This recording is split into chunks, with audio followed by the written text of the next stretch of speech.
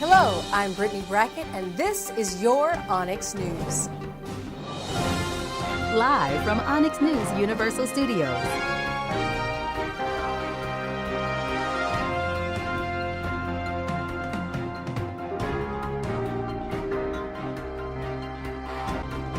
Coming up next.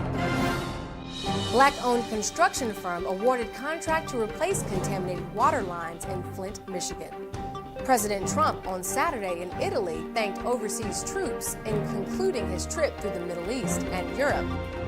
W.T. Stevens Construction, a black-owned construction firm with about 25 employees, has been awarded a multi-million-dollar service contract to replace more than 18,000 lead-corroded pipes across the city of Flint, Michigan. The company is just one of 4 companies recently contracted under a court order to complete the project. The Flint water crisis began in 2014 when the Flint River became the drinking water source for people who lived in the city of Flint, Michigan. Due to insufficient water treatment, over 100,000 residents were potentially exposed to high levels of lead in the drinking water.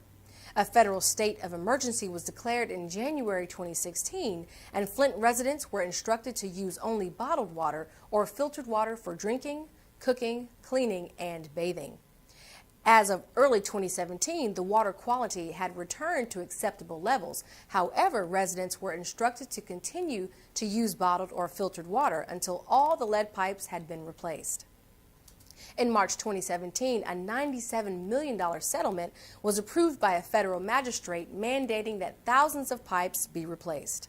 The money will come from both state and federal funds, and the state of Michigan will also reserve an additional $10 million in case the job requires it.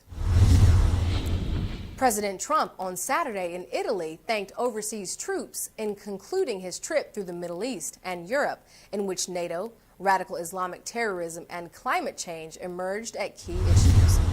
"I think we hit a home run no matter where we went. And now we're getting on that very big plane and headed back to Washington. I can think of no better way to conclude our first foreign trip than to spend time with you, and we will always support you. We will never, ever forget you." Trump also said he leaves amid new hope among nations in eradicating the terrorism that plagues humanity. Earlier in the day, Trump declined to join 6 other world powers in Italy, affirming the 2015 Paris Climate Agreement. The president had been under heavy international pressure during the trip to affirm the United States' commitment under the Paris Agreement to reduce the emission of greenhouse gases and other pollutants believed to be warming the earth to harmful levels. While at the Vatican, Trump received from Pope Francis a copy of his 2015 papal treatise that links fossil fuels to global warming. And he was pressured about the climate deal after leaving the Vatican when attending NATO and the European Union meetings in Brussels with other world leaders. Trump began his trip Saturday in Saudi Arabia before going to Israel and 3 European countries. He was welcomed at the Saudi airport by King Salman in a royal red carpet ceremony. During his trip, Trump also touted a renewed commitment by NATO's member to spend more on defense. Many NATO countries have agreed to step up payments considerably, as they should. Money is beginning to pour in. NATO will be much stronger, he said. Trump was referring to a vow by NATO countries to move towards spending 2% of their gross domestic product on defense by 2014. Only 5 of NATO's 28 members meet the target: Britain, Estonia, debt-laden Greece, Poland, and the United States, which spends more on defense than all the other allies combined. Darnell Ferguson, founder and owner of Super Chef's restaurant, knew early on what he enjoyed and what he wanted to do. It was while attending vocational school that he realized how much he enjoyed cooking.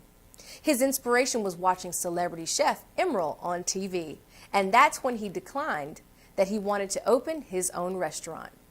But getting there was a lot more difficult than he ever imagined. Ferguson was struggling to make a living as a chef and started selling drugs on the street to make money. It resulted in his arrest 8 times and losing everything, even his home. It was after his last incarceration that he took a good look at himself and realized that he had become the person he never wanted to be. After his release, he managed to get work at local restaurants, but his temper got him fired, and he was unemployed for a year. It was when Ferguson began attending church that he realized he needed to make changes in his life. With his temper now under control, he talked to a friend about leasing space in his restaurant. He wanted to create what he calls a pop-up where he could serve breakfast. After a few months, other restaurant owners were approaching him to do the same thing at their restaurants. He was finally back on track. In 2015, Ferguson partnered with his friend Ryan Bryson to open their very own restaurant in Louisville, Kentucky, called Super Chef's Breakfast and More. But sadly, that location was burned down. Since then, however, he has opened 2 more restaurants in Columbus, Ohio. Once a street thug without a home, Ferguson is now a successful entrepreneur.